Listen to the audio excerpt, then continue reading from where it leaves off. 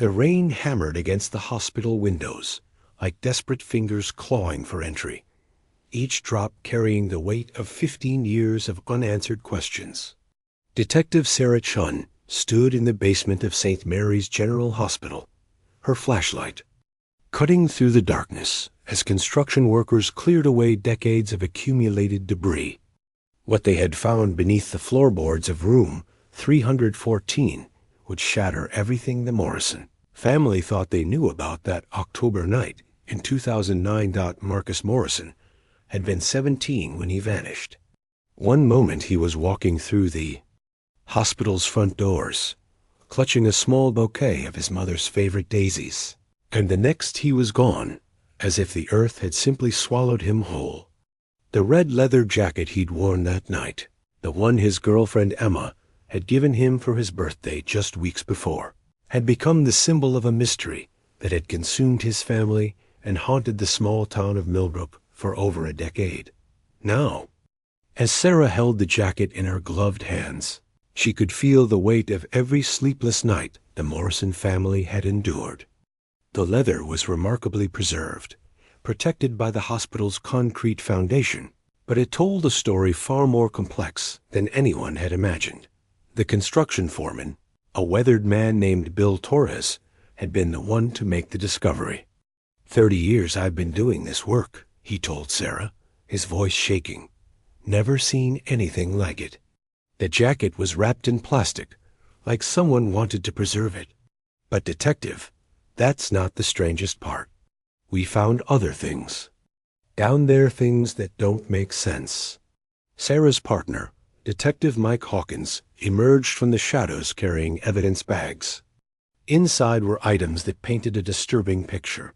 A hospital ID badge belonging to Dr. Raymond Fisher, who had been the head of pediatrics in 2009. A set of keys that appeared to be original to the hospital's old elevator system. And most troubling of all, a journal filled with meticulous handwriting that documented the movements of several patients and their families over the course of several months in 2009. The journal entry starts 6 months before Marcus disappeared. Mike sighed, his usual jovial demeanor replaced by grim determination. Someone was watching the Morrison family, watching them closely. The Morrison family had been through hell long before Marcus vanished. His mother, Catherine, had been battling late-stage breast cancer, her body ravaged by aggressive treatments that seemed to steal a piece of her soul with each passing day. His father, Robert, had been working double shifts at the manufacturing plant to cover the medical bills, leaving Marcus to shoulder the responsibility of caring for his younger sister, 12-year-old Lily, while managing his own senior year of high school. Marcus had been the kind of teenager who carried the weight of the world on his shoulders without complaint. His teachers described him as mature beyond his years, always helping classmates with their studies, never missing a day of school despite the chaos at home. His girlfriend Emma Rodriguez had been his anchor, the one person who could make him smile even when everything else was falling apart. He was going to propose to me, Emma had told investigators 15 years ago, tears streaming down her face as she sat in the police station. He'd been saving money from his part-time job at the grocery store. He showed me the ring the day before he disappeared. Said he was going to ask me to marry him after his mom got better. The investigation in 2009 had been thorough but ultimately fruitless. Security cameras had captured Marcus entering the hospital at 7:23 p.m., but the footage was grainy, and the camera positioned near the elevators had mysteriously malfunctioned that evening.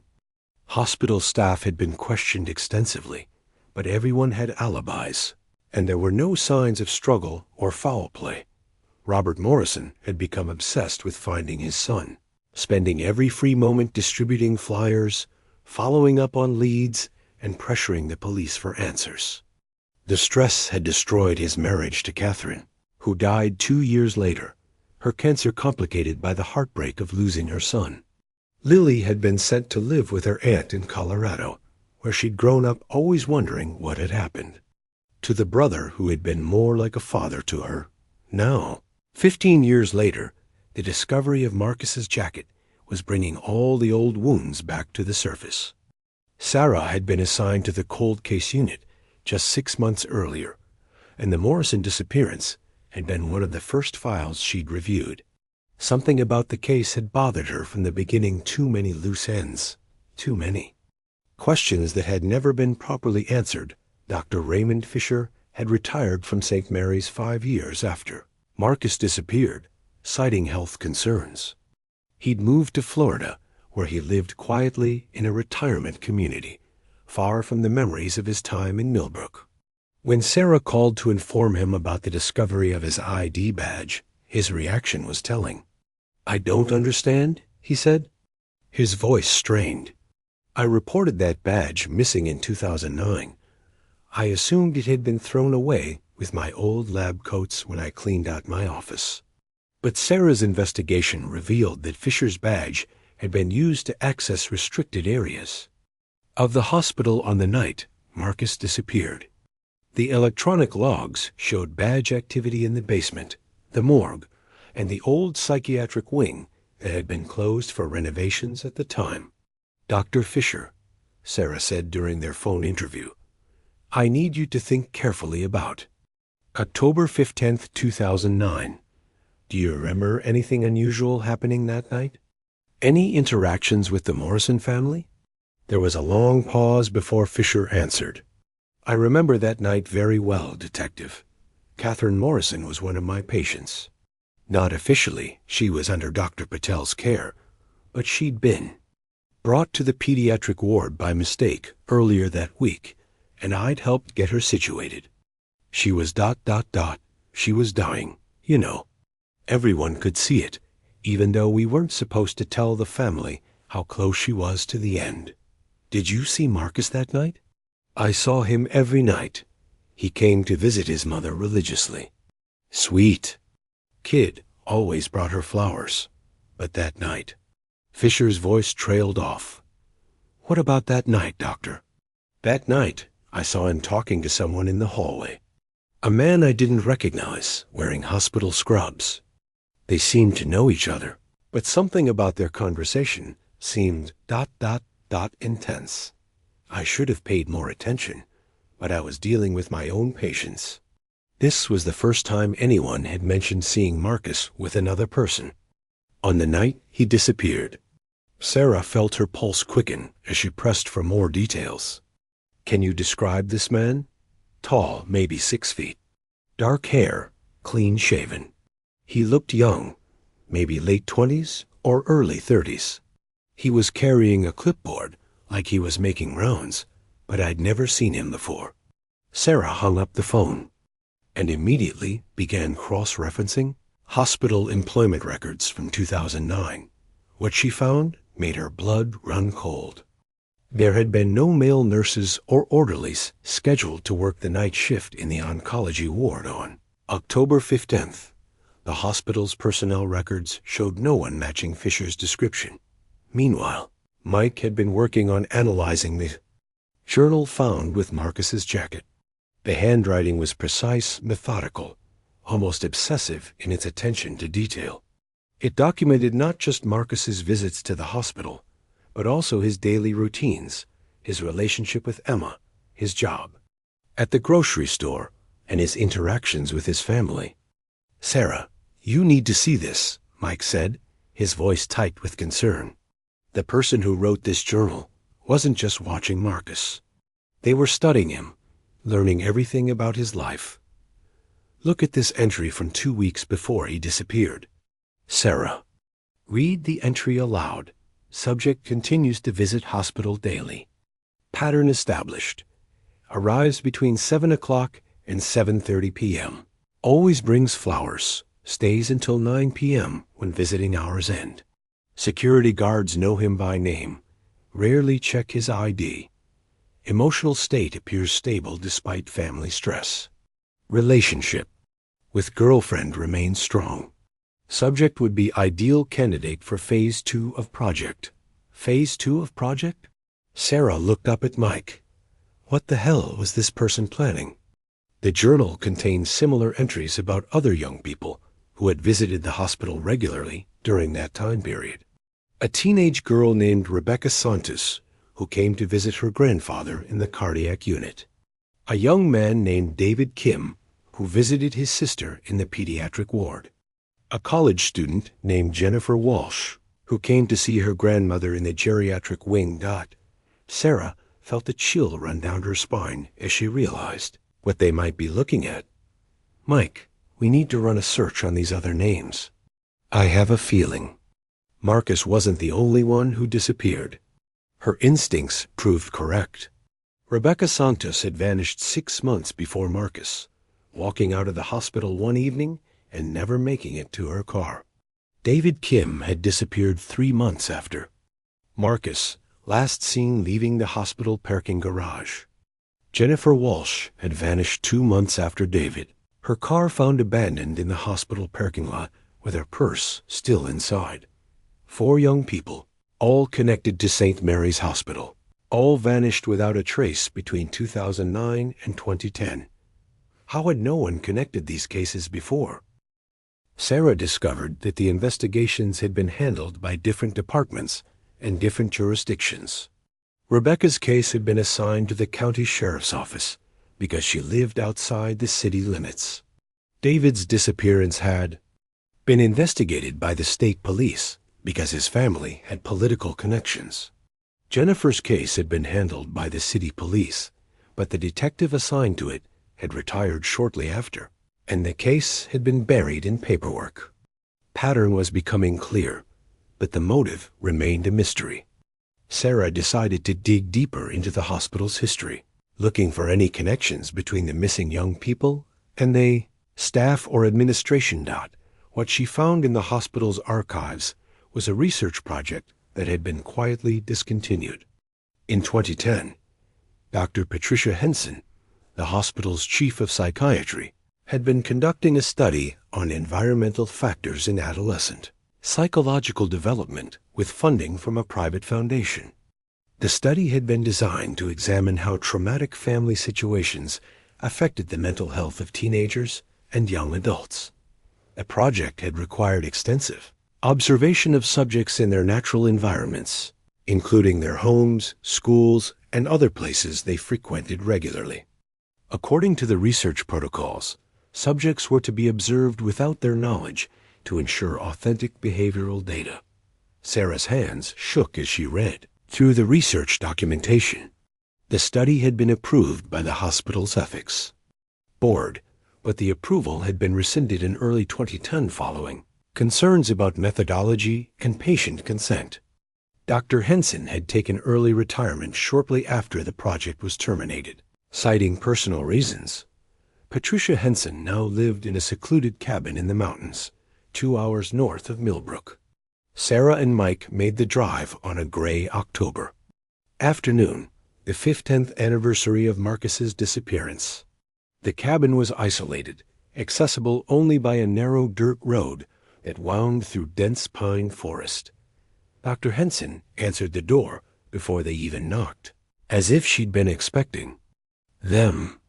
She was a small woman in her 70s, with silver hair and sharp blue eyes that seemed to take in everything at once. "You're here about the Morrison boy," she said without preamble. "I've been wondering when someone would finally connect the dots." Sarah and Mike exchanged glances. "Dr. Henson, we'd like to ask you some questions about your research project in 2009. "Of course you would." "Come in, then. It's time I told someone the truth." The cabin's interior was sparse but comfortable, filled with books and academic journals. Dr. Henson led them to a small sitting area near a stone fireplace, where she poured tea from a delicate china set. "I assume you found evidence of my research," she said, settling into her chair. "I've been waiting 15 years for this conversation. We found a journal documenting the movements of several young people who visited the hospital regularly," Sarah said. 4 of them subsequently disappeared. Dr. Henson nodded gravely. "The journal wasn't mine, Detective. It belonged to my research assistant, Dr. Thomas Mitchell. He was a brilliant young psychologist, recently graduated from Johns Hopkins. I hired him to help with data collection and analysis. Where is Dr. Mitchell now? Dead. He died in a car accident in 2011, about a year after the research project was terminated. But before he died, he came to see me. He told me things that made me realize how wrong I'd been about him, about the whole project. Dr. Henson stood and walked to a bookshelf, from which she retrieved a thick manila folder. I've kept all the documentation from the project, including Thomas's final report. I should have given it to the police years ago, but I was afraid. Afraid of what it would mean for my career, for the hospital's reputation. She handed the folder to Sarah. Thomas wasn't just observing those young people, Detective. He was manipulating them. He'd identified vulnerable teenagers and young adults who were dealing with family trauma, and he was using them as subjects in unauthorized psychological experiments. Sarah opened the folder and began reading. The documents inside painted a picture of a research project that had gone horribly wrong. Dr. Mitchell had been conducting what could only be described as psychological torture, using the stress of their family situations to push his subjects to their breaking points. He told me he'd been meeting with them privately, Dr. Henson continued, posing as a counselor, offering them help with their problems. He'd gained their trust, then gradually introduced scenarios designed to increase their psychological stress. He was testing theories about how much trauma a person could endure before they broke. What do you mean by broke? Mike asked. Complete psychological collapse. He believed that by pushing people to their absolute limits, he could identify the precise factors that determine human resilience. He saw it as groundbreaking research that would revolutionize psychology and psychiatry. Sarah felt sick as she read through Mitchell's notes. The young man had documented his sessions with each of his subjects in clinical detail, describing how he'd manipulated their emotions and exploited their vulnerabilities.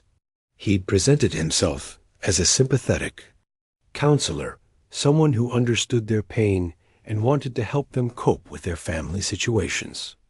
Dr. Henson, did Mitchell ever tell you what happened to these young people? The older woman's face went pale. He said they'd been relocated for their own safety. He claimed that his interventions had helped them realize they needed to start new lives away from their traumatic family situations. He said he'd help them disappear voluntarily. But you didn't believe him. Not after I saw the journal. The level of detail, the obsessive monitoring of their daily routines. It went far beyond what would be necessary for legitimate research. And the way he wrote about them, like they were specimens rather than human beings. I knew something terrible had happened. Sarah continued reading through the documents. Mitchell's final report, dated just weeks before his death, contained a confession of sorts. He admitted that his research had exceeded ethical boundaries and that he'd lost control of the experimental parameters. He wrote about feeling responsible for unintended consequences and needing to make amends for his failures. He was planning to confess everything to the police, Dr. Henson said quietly. That's why he came to see me. He wanted to know if I would support him, if I would help him explain what had happened. But then he died in that car accident, and I convinced myself that it was better to let sleeping dogs lie. Dr. Henson, we need to know exactly what Mitchell told you about the missing young people. Where did he say they were relocated? The old woman shook her head. He never gave me specifics. He just said they were safe and that their families would be better off not knowing the truth. He claimed it was a mercy, that these young people had been suffering so much that disappearing was actually a kindness.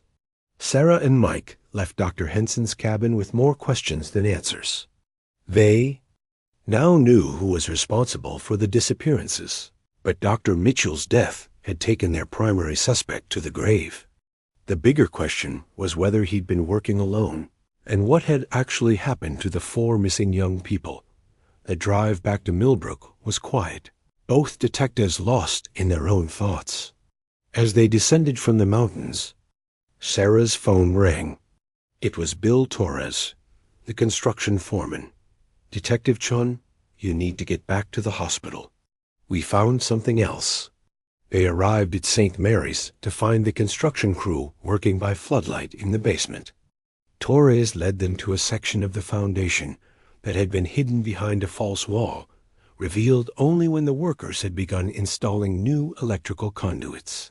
"It's a room," Torres said, his voice barely above a whisper.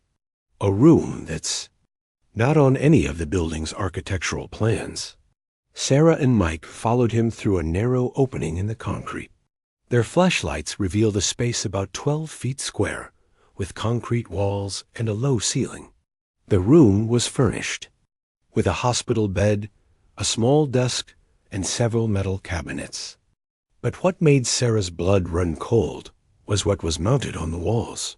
Photographs, hundreds of them, showing the 4 missing young people in various locations around the hospital and the town.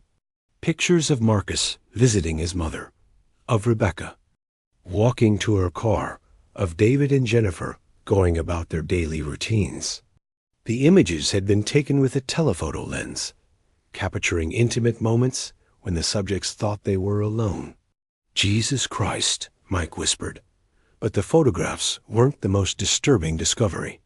In one of the metal cabinets, Sarah found medical equipment, syringes, vials of various medications, and detailed medical charts for each of the missing young people. The charts documented their physical and psychological conditions, including notes about their reactions to different pharmaceutical interventions. "He was drugging them," Sarah said, her voice shaking. "Mitchell was using this room to conduct medical experiments on them." A notebook found in the desk drawer contained Mitchell's real research notes, written in his own handwriting. Unlike the clinical language of his official reports, these notes revealed the true nature of his work. He'd been developing what he called therapeutic interventions, designed to help traumatized young people transition to new life phases. The interventions involved a combination of psychological manipulation and pharmaceutical treatment. Mitchell had been drugging his subjects with a cocktail of sedatives and hallucinogens, then using their altered states of consciousness to implant suggestions about abandoning their old lives and starting fresh elsewhere. He was essentially brainwashing them, Sarah said as she read through the notes, making them believe that disappearing was their idea, that it was the only way to escape their problems. But the final entry in the notebook suggested that Mitchell's methods had gone terribly wrong. Written in increasingly erratic handwriting, it described how Marcus Morrison had reacted violently to the pharmaceutical treatment fighting against the induced psychological suggestions and demanding to be released. Subject M. Morrison showing unexpected resistance to protocol. Previous sessions with R. Santos, D. Kim, and J. Walsh proceeded according to plan. But M. Morrison appears to have built up tolerance to pharmaceutical interventions, became aggressive during session, attempted to escape from facility, had to use stronger sedative to maintain control. Concerned about permanent neurological damage, may need to modify approach. The entry was dated October 15th, 2009, the night Marcus disappeared. Sarah felt a chill run down her spine as she realized what they were looking at. This wasn't just a missing person case. It was a series of kidnappings and possibly murders, committed by a medical professional who had used his position of trust to exploit vulnerable young people. But where were the bodies?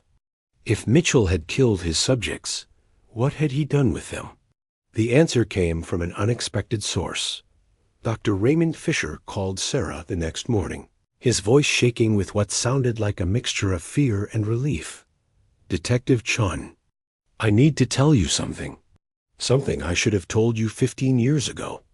"What is it, Dr. Fisher?" "I lied to you about that night. I didn't just see Marcus talking to someone in the hallway. I saw him being led away by that man, and Marcus looked drugged, confused. He was stumbling, like he couldn't walk straight. Sarah gripped the phone tighter. "Why didn't you report this?" "Because I thought the man was a colleague. He was wearing scrubs. He had a badge. He looked like he belonged there. I assumed Marcus was being helped, maybe taken to the emergency room. It wasn't until later, when I heard he'd disappeared, that I realized something was wrong. Dr. Fisher, this is very important. Do you remember where you saw them going?" "Toward the service elevators, the ones that lead to the basement levels. I remember thinking it was odd because those elevators were usually restricted to staff only." After hanging up, Sarah immediately called for additional excavation teams to search the basement levels of the hospital. If Mitchell had been using the hidden room to conduct his experiments, there might be other hidden spaces that contained evidence of what had happened to his victims. That the search took 3 days. Using ground-penetrating radar, the teams identified several anomalies in the basement's concrete floor. When they broke through the concrete, they found what appeared to be a small burial chamber containing 4 sets of human remains. The forensic examination confirmed what Sarah had feared. The remains belonged to 4 young people who had died 15 years earlier, their bodies preserved by the cool, dry conditions of the basement. Each skeleton showed signs of trauma consistent with struggle, and toxicology tests on the preserved tissue revealed high levels of various pharmaceutical compounds. Rebecca Santos, David Kim, Jennifer Walsh, and Marcus Morrison had all died in that basement room, victims of Dr. Thomas Mitchell's twisted research project. The physical evidence suggested that they had been held captive for several days or weeks before their deaths, subjected to repeated medical experiments that had ultimately killed them. But the investigation was far from over. Sarah still needed to understand how Mitchell had been able to operate for so long without being detected, and whether anyone else at the hospital had been involved in his crimes. The answer came from an unexpected source: Emma Rodriguez, Marcus's girlfriend, who had never stopped searching for answers about his disappearance. She had become a private investigator, spending years following leads that the police had abandoned. When she heard about the discovery of the bodies, she contacted Sarah with information that shed new light on the case. "I never stopped looking for Marcus," Emma said as she sat in Sarah's office. "I've spent 15 years investigating his disappearance, and I found things that the original investigation missed." Emma had discovered that Dr. Mitchell had been conducting similar research projects at other hospitals before coming to St. Mary's. He'd been fired from 2 previous positions for ethical violations involving patient care, but those incidents had been quietly covered up to avoid scandal. The hospital administrators knew about Mitchell's history, Emma said, her voice filled with anger. They hired him anyway because his research was bringing in grant money. They turned a blind eye to his methods because he was profitable. Sarah felt a familiar rage building inside her. How many people had been complicit in these crimes? How many officials had prioritized money and reputation over the safety of vulnerable young people? The investigation expanded to include the hospitals. Administration from 2009. Several executives had since retired or moved on to other positions, but their personnel records revealed a pattern of willful negligence. They had received complaints about Mitchell's behavior from nursing staff and other doctors, but had dismissed them as professional jealousy or misunderstandings. Dr. Helen Cartwright, who had been the hospital's chief administrator in 2009, was now living in Arizona. When Sarah called to question her, Cartwright's response was telling. "Dr. Mitchell was a brilliant researcher," she said defensively. "His work was groundbreaking. If there were problems with his methods, they weren't immediately apparent to the administration." "Mrs. Cartwright, we have documentation showing that you received multiple complaints about Mitchell's treatment of patients and their families. Nurses reported that he was conducting unauthorized counseling sessions, and security guards noted that he was accessing restricted areas of the hospital outside of his normal duties. Those were internal matters, Detective. We addressed them through proper channels. By doing what? Moving him to a different department? Giving him access to vulnerable patients and their families? Cartwright's silence spoke volumes. The hospital administration had been aware of Mitchell's problematic behavior, but had chosen to protect their investment in his research rather than protect the people under their care. As the investigation progressed, Sarah began to understand the full scope of the conspiracy. Mitchell hadn't been working alone. He'd been supported by a network of hospital staff who had helped him cover up his activities in exchange for career advancement and financial compensation. Dr. Patricia Henson, despite her claims of innocence, had been more involved than she'd initially admitted. Further investigation revealed that she had been aware of Mitchell's unauthorized experiments and had helped him develop the pharmaceutical protocols used on his victims. Her early retirement had been a calculated move to avoid prosecution when the research project was terminated. Nurse supervisor Margaret Kelly had provided Mitchell with access to restricted medications and had falsified medical records to hide evidence of his activities. She had been rewarded with a promotion and a substantial salary increase shortly after the research project ended. Security Chief James Walsh, no relation to victim Jennifer Walsh, had disabled security cameras and provided Mitchell with after-hours access to the hospital's basement levels. He had received regular cash payments from Mitchell's research budget. In exchange for his cooperation, the conspiracy had been meticulously planned and executed, with each participant motivated by a combination of greed, ambition, and willful blindness to the consequences of their actions.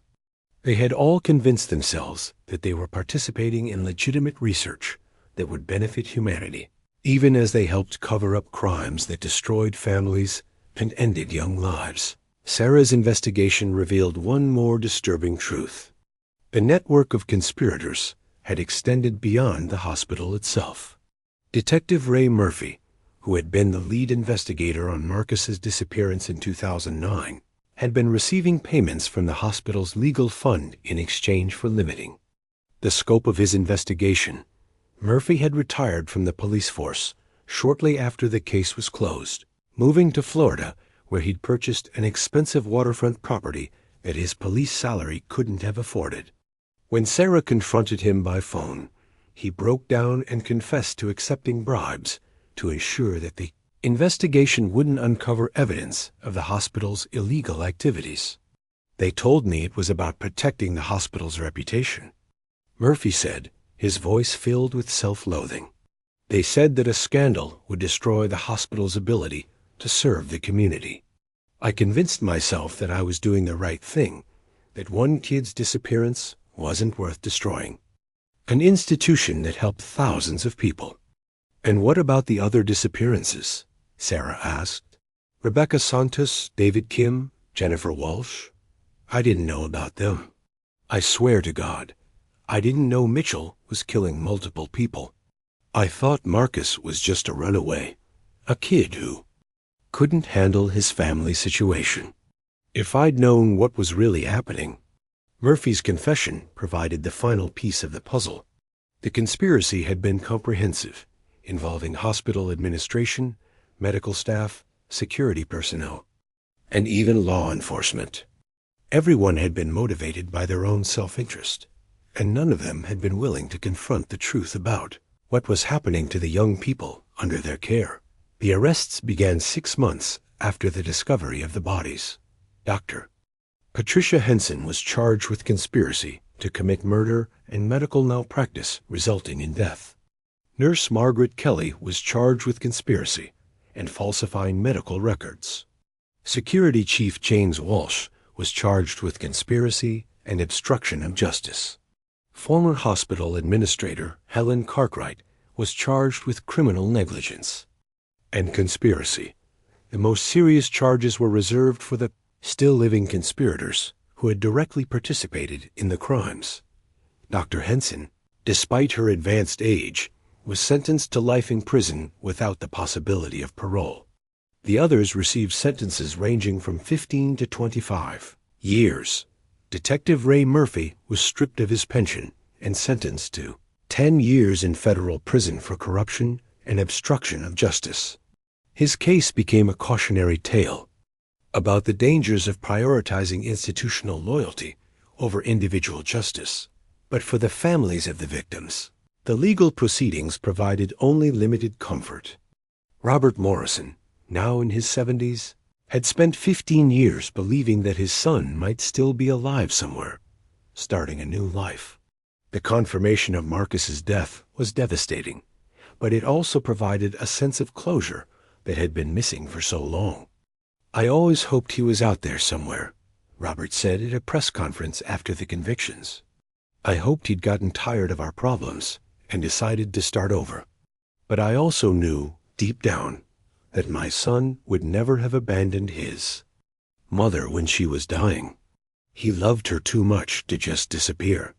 Lily Morrison, now a successful attorney in Colorado, had grown up wondering what had happened to the brother who had been her protector and role model. The revelation of his fate was heartbreaking, but it also provided answers that had shaped her entire adult life. "Marcus was the best person I ever knew," she said through tears. "He died trying to help our family, trying to be there for our mother when she needed him most. The people who killed him stole not just his life, but 15 years of our lives. Too, we spent all that time wondering, hoping, grieving without closure."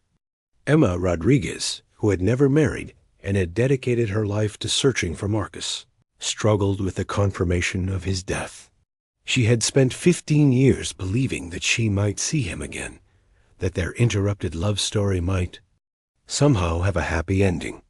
"I kept his ring," she said quietly, "the engagement ring he'd bought for me. I carried it with me everywhere, thinking that maybe someday I'd get to wear it. Now I know that will never happen, but I also know that he died loving me, and that's something I can hold on to."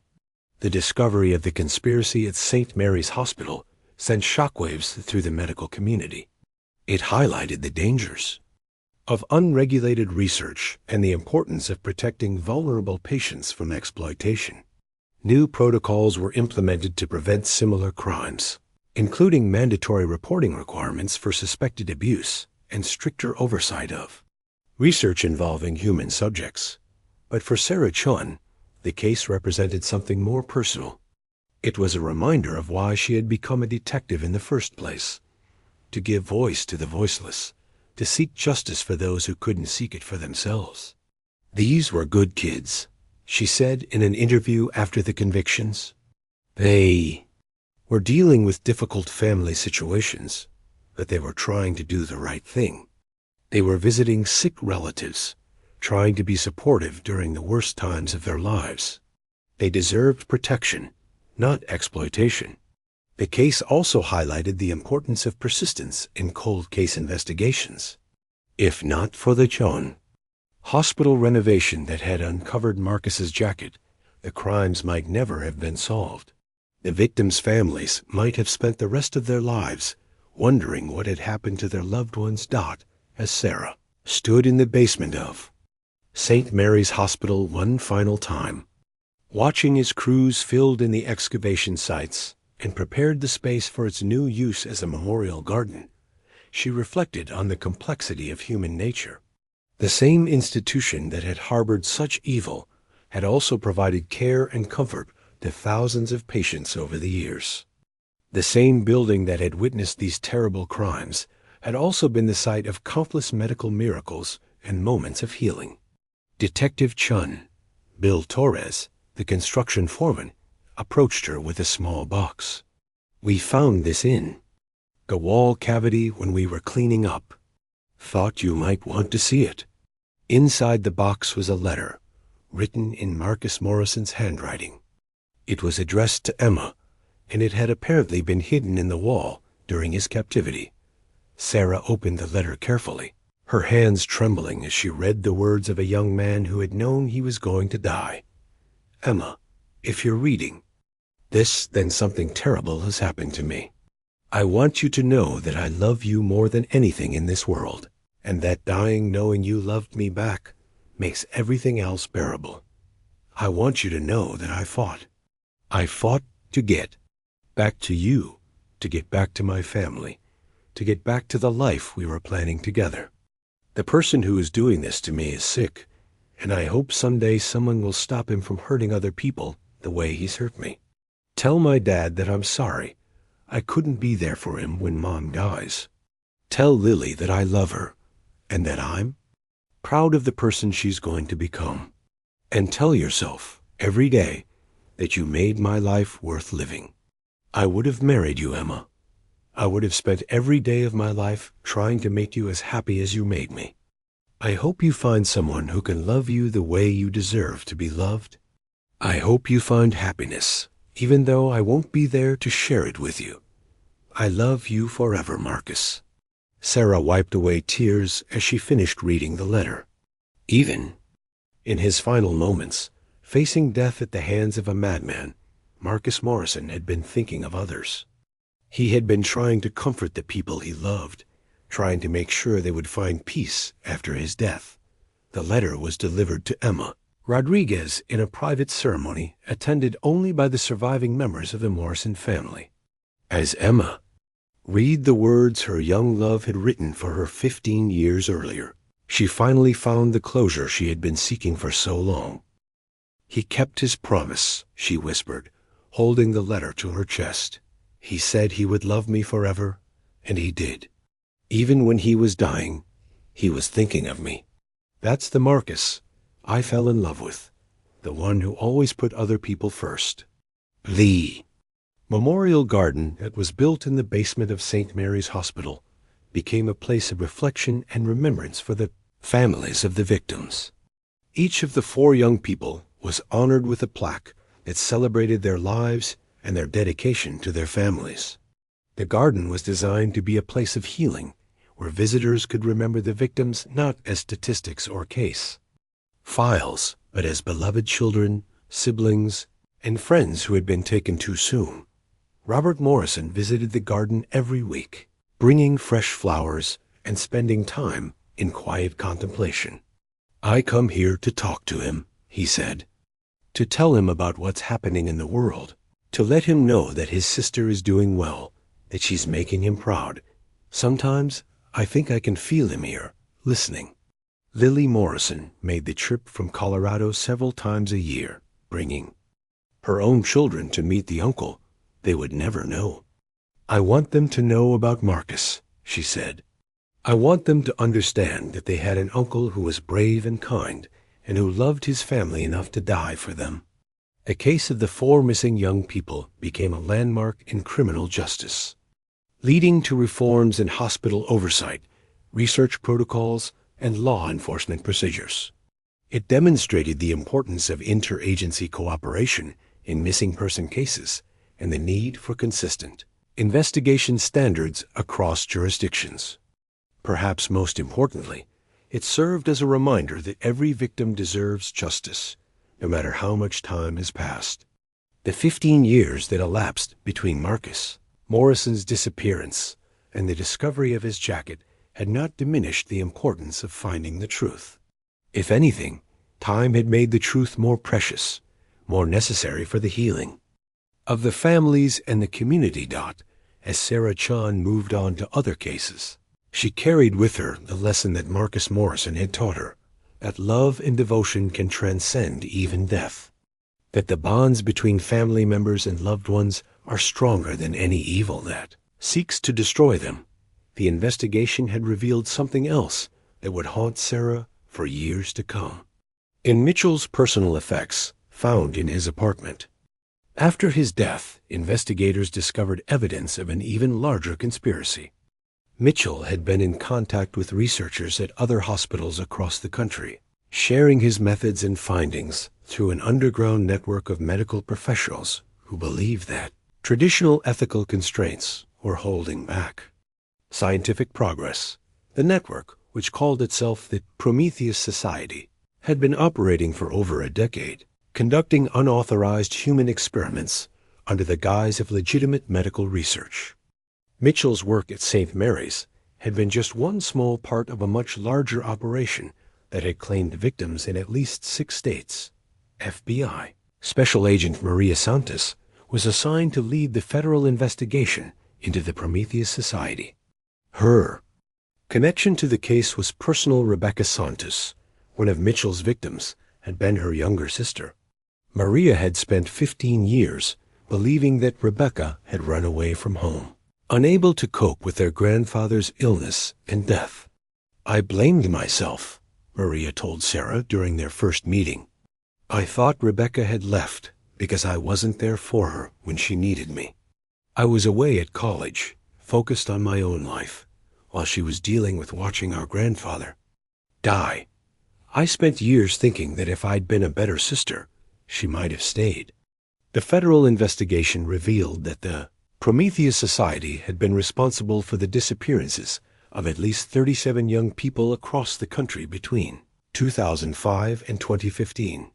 The victims had all been carefully selected based on their vulnerability: young people dealing with family trauma, financial hardship, or social isolation who wouldn't be immediately missed if they disappeared. The Society's members had developed sophisticated methods for identifying and grooming their victims. They would pose as counselors, social workers, or medical professionals, offering help and support to vulnerable individuals while secretly documenting their psychological profiles and planning their abduction. Dr. Amanda Pierce, a psychiatrist at Johns Hopkins who had been one of the Society's founding members, was arrested at her home in Baltimore. During her interrogation, she revealed the twisted philosophy that had driven the organization. "We believed that we were advancing human knowledge in ways that would benefit all of humanity," she said, her voice devoid of emotion. "The subjects we selected were already suffering. We gave their suffering meaning by using it to advance our understanding of human psychology and resilience." "You murdered innocent people," Agent Santos replied, struggling to maintain her professional composure. "We made necessary sacrifices for the greater good. Every major medical breakthrough has required researchers to push beyond conventional ethical boundaries. We were willing to do what others weren't." The investigation into the Prometheus Society revealed that its members had been particularly skilled at covering their tracks. They had used their positions of authority and trust to silence anyone who might have questioned their activities. They had corrupted law enforcement officials, hospital administrators, and government regulators, creating a network of complicity that had protected their crimes for over a decade. Dr. Richard Vaughn, the Society's founder and leader, had been conducting similar experiments since the 1990s. A former military psychiatrist who had worked on classified government programs, Vaughn had developed techniques for psychological manipulation that he claimed were based on advanced behavioral modification protocols. When federal agents raided Vaughn's compound in rural Montana, they found evidence of crimes that made Mitchell's activities look relatively benign. Vaughn had been holding victims for months or even years, subjecting them to prolonged psychological torture designed to break down their sense of identity and reality. He was trying to create what he called reconstructed personalities, Agent Santos explained to Sarah. He believed that by completely destroying a person's original identity, he could rebuild them as more efficient, more compliant human beings. It was like he was trying to play God with people's minds. The compound contained a sophisticated laboratory where Vaughn had been developing new pharmaceutical compounds designed to enhance his psychological manipulation techniques. He had been testing these drugs on his captives, documenting their effects with the same clinical detachment that Mitchell had shown in his research notes. But the most disturbing discovery was a detailed plan for expanding the Society's activities. Vaughn had been working to recruit members from medical schools and psychology programs across the country, identifying young professionals who might be sympathetic to his philosophy of unrestricted research. He was building an army, Agent Santos said grimly, a network of medical professionals who would be willing to conduct these experiments on a massive scale. If we hadn't stopped him when we did, there's no telling how many more people would have died. The federal investigation took 3 years to complete. By the time it was finished, 17 members of the Prometheus Society had been arrested and charged with crimes, ranging from conspiracy to commit murder to violations of federal laws governing human experimentation. The sentences ranged from life imprisonment to death, depending on the severity of each individual's crimes. But for the families of the victims, the legal proceedings were only part of the healing process. The discovery that their loved ones had been victims of a nationwide conspiracy provided some comfort, but it also raised new questions about how such a network could have operated for so long without being detected. Emma Rodriguez had become an advocate for missing persons' families, using her experience with Marcus's case to help other families navigate the complex world of criminal investigations. She had established the Marcus Morrison Foundation, which provided support and resources for families of missing persons, while also working to improve law enforcement procedures for handling such cases. Marcus would have wanted his death to mean something, Emma said at the Foundation's first annual fundraiser. He was always trying to help people, always putting others' needs before his own. If his story can help prevent other families from going through what we went through, then maybe some good can come from this tragedy. The Foundation had helped locate several missing persons and had provided support for dozens of families dealing with the uncertainty of having a loved one disappear. Emma's work had given her a sense of purpose that helped fill the void left by Marcus's death. Lily Morrison had also found ways to honor her brother's memory. She had become a prosecutor specializing in cases involving crimes against children and vulnerable adults.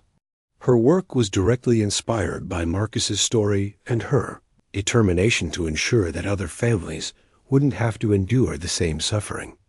Marcus taught me that family means everything, Lily said during a victim impact statement at Dr. Henson's sentencing. He showed me that love means being willing to sacrifice for the people you care about. He died because he loved our mother too much to abandon her when she was dying. I became a prosecutor because I love him too much to let his death be meaningless. Robert Morrison had struggled more than the others to find peace after learning the truth about his son's fate. The 15 years of hoping and searching had taken a toll on his mental and physical health, and the confirmation of Marcus's death had sent him into a deep depression. But with the help of counseling and the support of his surviving family members, Robert had gradually begun to rebuild his life. He had become a volunteer at the local hospital, working with families of seriously ill patients to provide the kind of support that his family had needed during Catherine's illness. "I can't bring Marcus back," Robert said during one of his rare interviews, "but I can try to help other families avoid the kind of suffering we went through. I can be there for parents who are watching their children suffer, for kids who are trying to cope with losing their parents."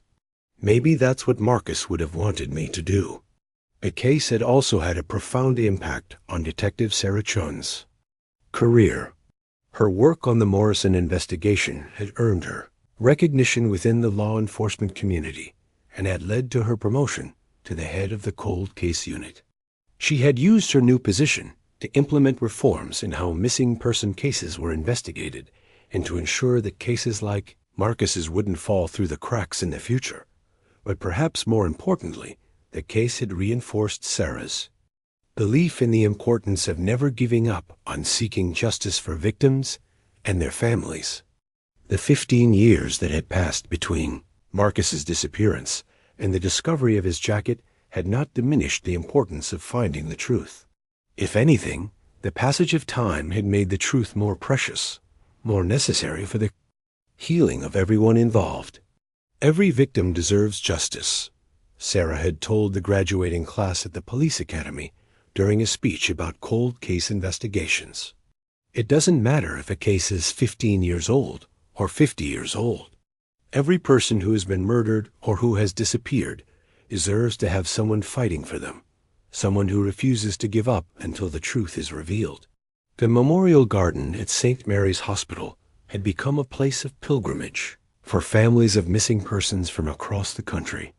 The story of Marcus Morrison and the other victims had resonated with people who were dealing with their own mysteries, their own unanswered questions about the fate of their loved ones. A small plaque near the entrance to the garden contained a quote from Marcus's letter to Emma. "I hope you find happiness, even though I won't be there to share it with you." Below the quote was a simple message, in memory of all those who loved deeply and were taken too soon. Visitors to the garden often left flowers, photos, and personal mementos honoring their own missing loved ones. The garden had become a symbol of hope and remembrance, a place where families could come to feel connected to their lost relatives and to find comfort in the knowledge that others understood their pain. Dr. Patricia Henson died in prison 2 years after her conviction, her health failing under the weight of her crimes and the harsh conditions of her incarceration. She had never shown remorse for her actions, maintaining until the end that her research had been justified by its potential benefits to humanity. Margaret Kelly, the nurse who had helped Mitchell access restricted medications, had become a model prisoner, spending her time tutoring other inmates and working in the prison's medical facility. She had written letters of apology to the victims' families, though most had chosen not to respond. "I know I can never make up for what I did," Kelly wrote in one of her letters. "I know that my actions contributed to the deaths of 4 innocent young people. I wish I could go back and make different choices, but all I can do now is try to use the rest of my life to help others and to honor the memory of the people I helped to kill." The case had also led to significant reforms in hospital administration and oversight. New protocols required multiple levels of approval for any research involving human subjects, and hospitals were required to conduct regular audits of their research programs to ensure compliance with ethical standards. The medical community had been shaken by the revelation that respected professionals had been able to conduct such horrific experiments under the cover of legitimate research. Medical schools had implemented new courses on research ethics, and professional organizations had strengthened their codes of conduct to prevent similar abuses. But perhaps the most important legacy of the case was the reminder it provided about the importance of protecting vulnerable people from exploitation. The victims of the Prometheus Society had all been young people who were dealing with family trauma, financial hardship, or social isolation. They had been targeted precisely because they were vulnerable, because they were less likely to be missed.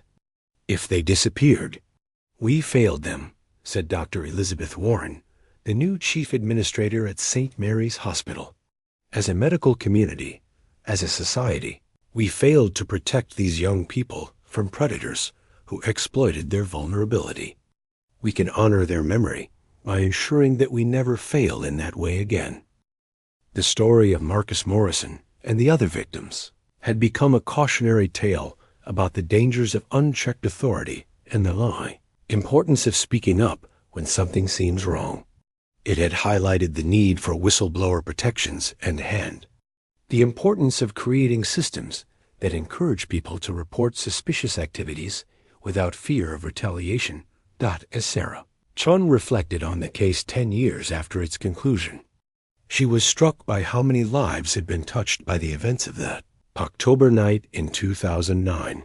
Marcus Morrison's decision to visit his dying mother had set in motion a chain of events that had ultimately led to the exposure of a nationwide conspiracy and the rescue of other potential victims. Marcus was just a teenager trying to do the right thing, Sarah said during an interview on the 10th anniversary of the case's resolution. He was trying to be there for his mother during the worst time of her life. He couldn't have known that his simple act of love would lead to his death, but he also couldn't have known that his death would eventually save other lives. The case had taught Sarah that evil often hides behind a facade of respectability and good intentions. The doctors and nurses who had participated in the Prometheus Society's crimes had been trusted members of their communities, people who had taken oaths to help and heal others. Their betrayal of that trust had been particularly devastating because it had shattered the faith that vulnerable people placed in medical professionals. But the case had also shown Sarah a power of love and determination to overcome even the darkest circumstances. The love that Marcus had shown for his family, the devotion that Emma had demonstrated in her tireless search for the truth, the persistence that had driven families to never give up hope, these were the forces that had ultimately led to Justice. Emma Rodriguez had never remarried, but she had found fulfillment in her work with the Marcus Morrison Foundation and in her relationships with the other families affected by the case. She had become particularly close to Maria Santos, whose sister Rebecca had been one of Mitchell's victims. "We're like sisters now," Emma said of her relationship with Maria. "We understand each other's pain in a way that no one else can. We've both lost people we loved to the same monster, and we've both found ways to honor their memories by helping others." The two women had traveled across the country together, visiting the sites where other Prometheus Society crimes had been committed, and meeting with the families of victims. They had provided support and comfort to people who were dealing with the same kind of loss and uncertainty that they had experienced. "It's not the life I planned," Emma said. "I thought I would be married to Marcus by now, raising our children, living a quiet life in Millbrook. Instead, I'm traveling the country, talking to families about their murdered loved ones. But I think Marcus would be proud of what I'm doing. I think he would want me to use our story to help others." The Marcus Morrison Foundation had also worked to improve the resources available to families of missing persons. The foundation had lobbied for legislative changes that would require law enforcement agencies to share information more effectively, and to maintain higher standards for missing person investigations. "We can't bring back the people we've lost," Emma said during a speech to Congress about missing persons legislation. "But we can make sure that other families don't have to go through what we went through. We can make sure that every missing person is treated as a priority, that every family gets the support they need, and that every case is investigated thoroughly, regardless of the victim's background or circumstances." The legislation that emerged from the Foundation's advocacy efforts, known as the Marcus Morrison Act, had been signed into law 5 years after the case was resolved. The law required federal agencies to maintain a comprehensive database of missing persons cases and mandated that local law enforcement agencies report missing persons to federal authorities within 24 hours. Robert Morrison had lived to see the law passed, though his health had been failing for several years. He died peacefully in his sleep at the age of 78, surrounded by his daughter Lily and her children. His last words had been about Marcus, expressing his hope that his son was finally at peace. "Dad never got over losing Marcus," Lily said at his funeral. "He spent the last 15 years of his life carrying that grief, that guilt, that sense of failure. But he also spent those years honoring Marcus's memory by helping other families, by making sure that what happened to us wouldn't happen to others. I think Marcus would be proud of both of us." The case had also had a lasting impact on the law enforcement community. The investigation had revealed significant flaws in how missing person cases were handled, particularly cases involving young adults who might be perceived as voluntary runaways. New protocols had been implemented to ensure that such cases would be taken seriously from the beginning and investigated thoroughly. Detective Mike Hawkins, Sarah's partner during the Morrison investigation, had gone on to become the chief of police in Millbrook. He had used his position to implement community policing programs that focused on building trust between law enforcement and vulnerable populations. The Morrison case taught us that we can't just assume that missing persons are voluntary disappearances, Hawkins said during a training session for new officers. "We have to investigate every case as if it's a potential crime. because too often, that's exactly what it is. We can't let our assumptions about runaways or troubled kids prevent us from seeing the signs of foul play. The case had become a standard. Part of the curriculum at police academies across the country used to teach officers about the importance of thorough investigation and the dangers of making assumptions about missing persons. It had also become a case study in criminal justice programs, illustrating the complex relationships between institutional corruption, professional ethics, and public safety. As the years passed, the memory of Marcus Morrison and the other victims had become a powerful force for positive change. Their deaths had not been in vain. They had led to reforms that had protected countless other vulnerable people from exploitation and harm. The Memorial Garden at St. Mary's Hospital continued to serve as a place of reflection and remembrance, but it had also become a symbol of hope and renewal. The hospital had been transformed from a place associated with evil and corruption into an institution dedicated to the highest standards of medical care and ethical conduct. Dr. Elizabeth Warren, who had led the hospital's transformation, often spoke about the importance of learning from the past while building a better future. We cannot change what happened in these halls 15 years ago, she would tell new staff members during their orientation. But we can ensure that it never happens again.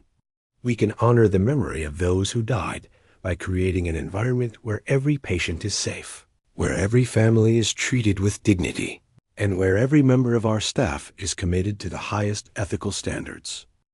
The story of Marcus Morrison had also inspired a new generation of medical professionals to enter the field with a deeper understanding of their ethical responsibilities. Medical schools across the country had reported increases in applications from students who specifically cited the Morrison case as their inspiration for pursuing careers in medicine. "I want to be the kind of doctor who protects people like Marcus," wrote one applicant in her personal statement. "I want to use my knowledge and skills to help vulnerable people, not to exploit them. I want to be part of the solution, not part of the problem." The case had also had a profound impact on the field of psychology and psychiatric research. The revelation that respected professionals had been conducting illegal human experiments had led to a comprehensive review of research protocols and a strengthening of oversight mechanisms. Professional organizations had implemented new training requirements for researchers, mandating education about research ethics and the protection of human subjects. They had also established new reporting mechanisms for concerns about research misconduct and had created independent oversight boards to monitor compliance with ethical standards. "The Morrison case was a wake-up call for our profession," said Dr. James Mitchell, no relation to the perpetrator, president of the American Psychological Association. "It showed us that we cannot take ethical compliance for granted, that we must be vigilant in protecting the people who trust us with their mental health and well-being." The case had also led to increased awareness about the vulnerability of young people who are dealing with family trauma. Social service agencies had implemented new programs to provide support for teenagers and young adults who are caring for seriously ill family members, recognizing that these individuals were at particular risk for exploitation. Marcus Morrison was doing something heroic, said Janet Walsh, director of the National Association of Social Workers. He was sacrificing his own needs to care for his dying mother. Instead of being protected and supported, he was targeted and killed. We have a responsibility to ensure that young people like Marcus receive the help they need, not the exploitation they fear. The story had also resonated with families across the country who are dealing with serious illness and the stress it placed on family relationships. Support groups had been formed specifically for teenagers and young adults who were helping to care for sick relatives, providing them with the emotional support and practical assistance they needed. "No young person should have to face what Marcus faced alone," said Dr. Sarah Kim, a pediatric oncologist who had established one of the first such support groups. "These kids are dealing with adult responsibilities while still being kids themselves. They need our protection, our support, and our understanding. The Marcus Morrison Foundation had also worked to establish scholarship programs for students who had been affected by family illness or trauma. The scholarships were designed to help young people pursue their educational goals despite the challenges they faced at home. Marcus never got the chance to finish his education, Emma said during the announcement of the scholarship program. He never got to pursue his dreams because he was too busy taking care of his family. These scholarships are a way to honor his memory by helping other young people achieve the goals that Marcus never had the chance to pursue. The first recipient of the Marcus Morrison Scholarship was a young woman named Sarah Chun, not the detective, but a high school student from California, who had been caring for her grandmother while dealing with her own mother's battle with addiction. Sarah had maintained perfect grades while working part-time to help support her family, and she planned to study medicine with the goal of becoming a pediatric oncologist. "I want to help kids like Marcus," Sarah said during her acceptance speech. "I want to make sure that no family has to go through what the Morrison family went through. I want to be part of the solution." The scholarship program had grown to support dozens of students each year, providing them with financial assistance and mentorship as they pursued their educational and career goals. Many of the recipients had gone on to careers in medicine, social work, law enforcement, and other fields where they could help protect vulnerable people. The case had also inspired numerous books, documentaries, and academic studies examining the complex issues it raised. The story had been told and retold in various forms, each focusing on different aspects of the case and its implications for society. A documentary film about the case, titled The Promise, had won several awards and had been used in educational settings to teach about research ethics, institutional corruption, and the importance of protecting vulnerable populations. The film had been particularly effective in raising awareness about the warning signs of exploitation and the resources available to families dealing with similar situations. "The Morrison case is about more than just one family's tragedy," said the film's director, Michael Santos, brother of FBI Agent Maria Santos. "It's about the systems that are supposed to protect us and what happens when those systems fail. It's about the importance of speaking up when something seems wrong and the courage it takes to seek justice, even when the odds are stacked against you." The case had also become a touchstone for discussions about the ethics of medical research and the importance of informed consent. Medical ethics courses at universities across the country use the case as an example of how research can go terribly wrong when proper safeguards are not in place. The Morrison case shows us what happens when researchers lose sight of their fundamental obligation to protect their subjects, said Dr. Michael Warren, a bioethicist at Harvard Medical School. "It reminds us that the pursuit of knowledge must never come at the expense of human dignity and safety." As Sarah Chun looked back on the case 20 years after Marcus Morrison's disappearance, she was struck by how much had changed as a result of the investigation. The reforms that had been implemented, the awareness that had been raised, the lives that had been saved, all of these were part of Marcus's legacy. Marcus Morrison was just a kid who loved his family, Sarah reflected. He never asked to be a hero or a symbol or a catalyst for change. He just wanted to be there for his mother when she was dying. But his death became a force for good in the world, a reminder that every life has value and that every person deserves justice. The memorial garden at St. Mary's Hospital had been expanded over the years to include tributes to all the victims of the Prometheus Society. The garden had become a place where families from across the country could come to remember their loved ones and to find comfort in the knowledge that their deaths had led to meaningful change. Emma Rodriguez, now in her 50s, still visited the garden regularly.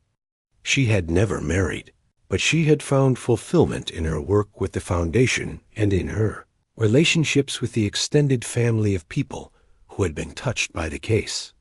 I used to think that my life ended when Marcus died, Emma said. During a recent interview, I thought that losing him meant losing everything I had ever wanted. But I've learned that love doesn't end with death. The love I had for Marcus has grown and evolved over the years, and it's become something that helps other people. In a way, Marcus is still with me, still inspiring me to help others. The case had also had a lasting impact on the town of Millbrook itself. The community had been shaken by the revelation that such horrific crimes had been committed in their midst, but they had also come together to support the victims, families, and to work for positive change. The high school where Marcus had been, a student had established a scholarship program in his name, and the grocery store where he had worked part-time had created a memorial fund to help families dealing with medical crises. The community had found ways to honor Marcus's memory while also working to prevent similar tragedies from occurring in the future. Marcus represented the best of what young people can be, said his former principal, Mrs. Elizabeth Davis. He was kind, responsible, and dedicated to his family. His death was a tremendous loss for our community, but his legacy continues to inspire our students to be the kind of people who make a positive difference in the world. As the 20th anniversary of Marcus Morrison's disappearance approached, plans were being made for a commemorative event that would bring together all the people who had been touched by his story. The event would celebrate the positive changes that had resulted from the case, while also honoring the memory of Marcus and the other victims. The event would include speeches from Emma Rodriguez, Detective Sarah Chun, Agent Maria Santos, and other key figures in the case. It would also feature the announcement of new initiatives aimed at protecting vulnerable young people and supporting families dealing with serious illness. 20 years is a long time, Emma said as she prepared for the anniversary event. But the lessons from Marcus's case are still relevant today. We still need to be vigilant about protecting vulnerable people from exploitation. We still need to support families who are dealing with medical crises. And we still need to remember that every life has value and that every person deserves justice. The story of Marcus Morrison had become more than just a true crime case. It had become a powerful reminder of the importance of love, courage, and perseverance in the face of evil. It had shown that even in the darkest circumstances, good could ultimately triumph over evil, and that the memory of those who had been lost could become a force for positive change in the world. As Sarah Chun stood in the memorial garden one final time, preparing to retire after 30 years in law enforcement, she reflected on the profound impact that one case had had on so many lives. The red leather jacket that had been found beneath the hospital floor had become a symbol of hope and justice, a reminder that the truth would always eventually come to light.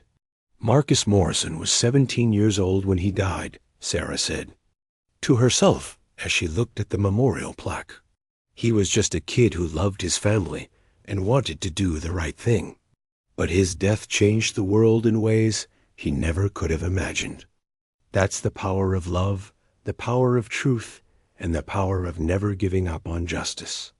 The sun was setting over the memorial garden, casting long shadows across the flowers and tributes that visitors had left throughout the day. As Sarah walked away from the garden for the last time, she carried with her the knowledge that Marcus Morrison's story would continue to inspire and protect others for generations to come. The case was closed, but its legacy would live on forever.